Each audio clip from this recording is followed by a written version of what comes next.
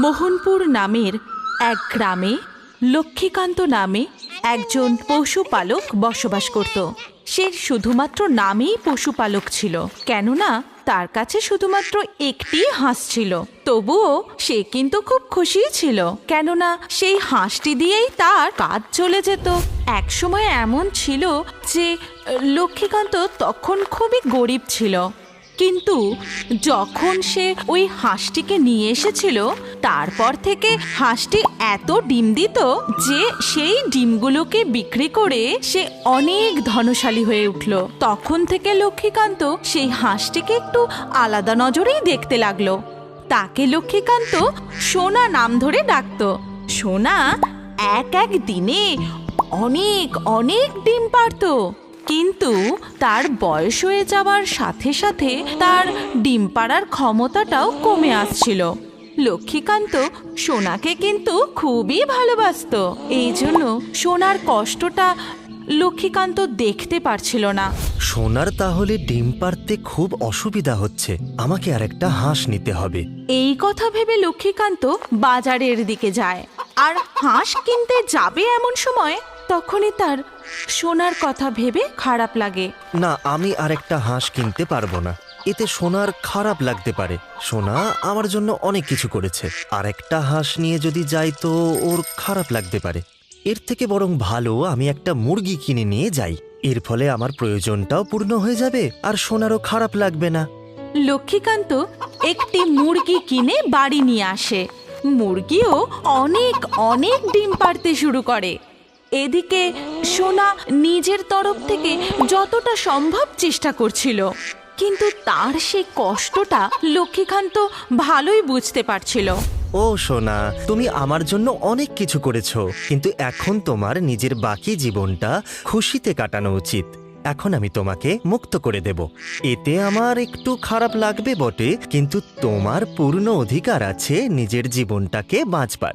সোনাকে এই কথা বলে সে সোনাকে নিয়ে গিয়ে জঙ্গলে ছেড়ে দিয়ে আসে। তাকে ছাড়ার সময় লক্ষ্মীকান্তর চোখ দুটো জলে ভরে ওঠে। তখন সে কাঁদতে কাঁদতে বলে যে তোমাকে খুব মনে পড়বে, কিন্তু তোমার জন্য আমার ঘরের দরজা সব সময় খোলা থাকবে। কিন্তু এখন তুমি যেখানে খুশি ঘুরে দেখতে পারো, ভালো না লাগলে এখানে ফিরে আসবে। লক্ষ্মীকান্তকে কাঁদতে দেখে সোনার চোখ দুটিও জলে ভরে ওঠে, কিন্তু সামনে কি আছে সেটা দেখার জন্য তার উৎসাহর অন্ত রইল না। সেই জন্য সে আর পিছন ফিরে দেখল না, এগিয়ে গেল সামনের দিকে। জঙ্গলের ভেতরে গিয়ে সে খুব খুশি হয়ে গেল।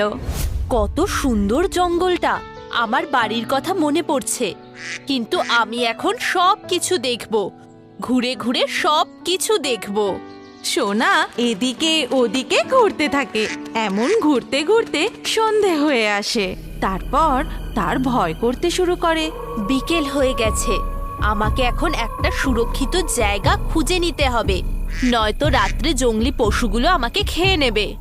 এই কথা ভেবে সোনা আরেকটু গভীর জঙ্গলের দিকে চলে যায়, যেখানে সে একটি গুহা দেখতে পায়। দিঘির ধারে কত সুন্দর একটা গুহা, এর থেকে ভালো জায়গা আমি আর কোথাও পাবো না। আমি এখন থেকে এখানেই থাকবো। গুহার ভেতরে গিয়ে সে তো খুব খুশি হয়ে যায় আর সেখানেই থাকতে শুরু করে। পরের দিন সকালে গুহার সামনের সেই জলাশয়ে সে একটু সাঁতরে নেয়। তারপর এদিক ওদিক ঘুরে নিজের জন্য একটু খাবার জোগাড় করে নিয়ে তারপর আবার সে গুহাতেই ফিরে আসে। কিছুদিন এইভাবেই কেটে যেতে থাকে। সোনা এখানে খুব খুশি ছিল, কিন্তু সেই জঙ্গলে থাকা একটা মস্ত নেকড়ে প্রথম দিন থেকে তার উপর নজর রাখছিল। সোনা যখন যেখানে যেত সেই নেকড়েটাও তার পিছু করতে থাকতো। একদিন হঠাৎ করেই সোনা তাকে দেখতে পেয়ে যায়। কে তুমি, আর আমার পিছু কেন নিয়েছো? আমি কারোর পিছু নিই না, এই পুরো এলাকাটাই আমার। আমি এই জঙ্গলের রাজা। যদি তুমি এই জঙ্গলে থাকতে চাও তো আমার কথা শুনে চলো। দেখো, আমি এই জঙ্গলে নতুন হতে পারি, কিন্তু আমি এইটুকুন বুঝতে পারি যে তুমি কোনো রাজা ফাজা হতে পারো না। তুমি মিথ্যা কথা বলে আমাকে ফাঁসানোর চেষ্টা করছো। সময় নষ্ট করো না, বেরিয়ে যাও আমার সামনে থেকে। আমি তোমার কথায় কিছুতেই ফাঁসবো না। সোনা সেখান থেকে চলে যায় আর নেকড়েটা সেখানে দাঁড়িয়ে ভাবতে থাকে। এই এত ছোট হাঁসটার এত অহংকার! হয়তো এ অনেক চালাক, নয়তো একদম বোকা। ও জানেও না এই জঙ্গল কতটা ভয়ানক। আমার পেটে না হয় অন্য কারোর পেটে নিশ্চয়ই যাবে। সেই রাতেই যখন সোনা নিজের গুহাতে ঘুমোচ্ছিল, তখন হঠাৎ করেই একটা গর্জনের আওয়াজ শোনা যেতে থাকে আর দূর থেকে সেই আওয়াজ ক্রমশ কাছে আসতে থাকে। তখন হঠাৎ করেই সোনার ঘুম ভেঙে যায়। প্রথমে তো সে ভয় পেয়ে যায়, তারপর সে গুহা থেকে একটু উঁকি মেরে দেখে যে একটা মস্ত ড্রাগন গুহার দিকে আসছে। মনে হচ্ছে গুহার আসল মালিক আসছে। আমাকে এক্ষুনি কিছু করতে হবে, নয়তো ও আমাকে খেয়ে ফেলবে। এখন ভয় পাওয়ার সময় নয়, খুব সাহস নিয়ে কাজ করতে হবে। ততক্ষণে সেই ড্রাগনটা গুহার একেবারে সামনে এসে গেছিল, কিন্তু গুহার ভেতরটা এত অন্ধকার ছিল যে ড্রাগন কিছুই দেখতে পাচ্ছিল না। তখন সোনা নিজের বুদ্ধি খাটিয়ে একটা উপায় বার করলো। সে তার গলা ভারী করে বলল যে, দেখো, যার জন্য আমরা অপেক্ষা করছিলাম ও আসছে। এবার ভেতরে এলেই আমরা ওর ওপর ঝাঁপিয়ে পড়ব। দেখো, তুমি কিন্তু একলা খেয়ে নিও না, আমাকেও একটু দিও। দেখে তো মনে হচ্ছে অনেক দিন পর আজকে খুব ভালো মাংস খেতে পারবো। হ্যাঁ, তুই ঠিক বলেছিস। কত অপেক্ষা করেছি এরকম শিকার পাওয়ার জন্য। আজ রাত্রে খুব ভালো করে মন ভরে খাবো।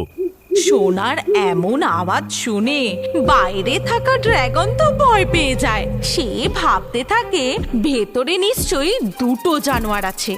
বাপ রে, আমার থেকেও দুটো বড় জন্তু চলে এসেছে। তাড়াতাড়ি এখান থেকে পালিয়ে যাই, না হলে ওরা আমাকে ওদের খাবার ভেবে নেবে। যেমন ভাবনা তেমন কাজ। ড্রাগন তো সেখান থেকে ছুটতে পালিয়ে যায়। সোনা সেটা দেখে শান্তি পায়। পরের দিন সকালবেলা ড্রাগনের সাথে সেই নেকড়ের দেখা হয়। নেকড়ে তো ড্রাগনকে দেখেই ভয়ে পেয়ে পালিয়ে যেতে চেষ্টা করে। তখন ড্রাগন তাকে ডেকে বলে, আমাকে দেখে ভয় পাবার এখন কোনো দরকার নেই। জঙ্গলে আমার থেকেও দুটো বড় জন্তু চলে এসেছে। জঙ্গলে তোমার থেকে বড় দুটো জন্তু কোথায় দেখলে? কখন? কোথা থেকে এলো? জঙ্গলে যদি নতুন কেউ আসে আমি অবশ্যই জানতে পারি। তুমি বোধহয় ভুল দেখেছো। আমি আমার কান দিয়ে শুনেছি, আমার গুহার ভিতরে দুটো বড় জন্তু বাস করছে। খুবই ভয়ানক হবে। ড্রাগনের কথা শুনে নেকড়ে তো খুব হাসতে থাকে। তোমার নিশ্চয়ই কোনো ভুল হচ্ছে। তোমার এই গুহার ভেতরে একটা ছোট্ট হাঁস থাকে, কোনো বড় জন্তু নয়। আর শুধু একটাই হাঁস আছে। তুমি আমাকে পাগল ভেবেছ নাকি? আমি আমার নিজের কানে ওদেরকে আমাকে খাওয়ার কথা বলতে শুনেছি। তোমাকে কেউ বোকা বানিয়েছে। তুমি আমার সাথে চলো, আমি তোমাকে দেখাচ্ছি ওখানে কে আছে আর কে নেই। যদি আমি সত্যি বলে থাকি তুমি কিন্তু আমায় খাবে না, এটা কথা দাও। তবেই আমি তোমাকে নিয়ে যাব। যদি তুমি আমাকে ভরসা না করো তাহলে তুমি নিজেকে আমার সাথে বেঁধে নাও, তাহলে তো আমি পালাতে পারবো না। এই কথা বলে নেকড়ে তো ড্রাগনকে গুহার সামনে আবার যাওয়ার জন্য রাজি করালো। আর নেকড়ে নিজেকে ড্রাগনের সাথে বেঁধে ফেলল। এইভাবে সে নিজেকে ড্রাগনের সামনে বিশ্বাসযোগ্য করে তুলতে চাইছিল আর সোনাকেও একটা উপযুক্ত শিক্ষা দিতে চাইছিল। এরপর নেকড়ে ড্রাগনকে নিয়ে সেই গুহার সামনে এসে দাঁড়ালো। ড্রাগনকে সেই নেকড়ের সাথে দেখে সোনা তো বুঝতেই পেরেছিল যে নিশ্চয়ই কোনো গন্ডগোল আছে। সে তখন তাড়াতাড়ি গিয়ে গুহার ভিতর লুকিয়ে পড়ল আর তাড়াতাড়ি নিজের একটা বুদ্ধি বার করে আওয়াজটা ভারী করে বলতে শুরু করলো, শেষমেশ তুই এলি, কিন্তু তুই তো বলেছিলিস যে দুজনকার জন্য দুটো জানোয়ার নিয়ে আসবি। এবার একটা থেকেই কাজ চালাতে হবে। একটা কাজও তুই ঠিক করে করতে পারিস না। সোনার মুখ থেকে এই কথা শুনে সেই নেকড়ে আর ড্রাগন দুজনেই ভয় পেয়ে যায়। তুই আমাকে ঠকিয়েছিস, এই জন্য তুই আমাকে বেঁধে এখানে এনেছিস। এখন দেখ তোর সাথে কি করি আমি। না না, ও মিথ্যা বলছে। আমাকে কেউ এখানে তোমাকে নিয়ে আসতে বলেনি। ভেতরে একটা হাসি আছে। কিন্তু সেই নেকড়ের কথা ড্রাগন মোটেই মানলো না। ড্রাগন তো জোরে জোরে ছুটতে লাগলো, আর সেই নেকড়েটা তো তার সাথে বাঁধা ছিল, তাই সেও ড্রাগনের পেছনে ঘষ্টাতে ঘষ্টাতে যেতে লাগলো। আরে দাঁড়াও দাঁড়াও, দৌড়িও না, আমাকে যেতে দাও। ওখানে কোনো ভয়ানক জন্তু নেই, শুধু একটা হাঁস আছে। আমাকে ছেড়ে দাও। তারপর থেকে সোনা নিজের বুদ্ধি খাটিয়ে সেই জঙ্গলের সেই গুহাতেই আরাম করে থাকতে লাগলো। একটু দাঁড়াও, তোমার জন্য সুখবর আছে। তাড়াতাড়ি তোমার নাম কমেন্টে লিখে দাও। নাম লিখে এই রিওবার্ড চ্যানেলটি যে সাবস্ক্রাইব করবে তার নাম দিয়ে পরের কার্টুন ভিডিওটা বানানো হবে। আর এখন স্ক্রিনের উপরে এই যে ভিডিওটা আসছে, এটাই ক্লিক করলে পরের ভিডিওতে তুমি দেখতে পাবে লাকি ড্র থেকে কার কার নাম বাছাই করা হয়েছে। তাড়াতাড়ি ক্লিক করো, এই পরের ভিডিওতে তোমারও নাম থাকতে পারে।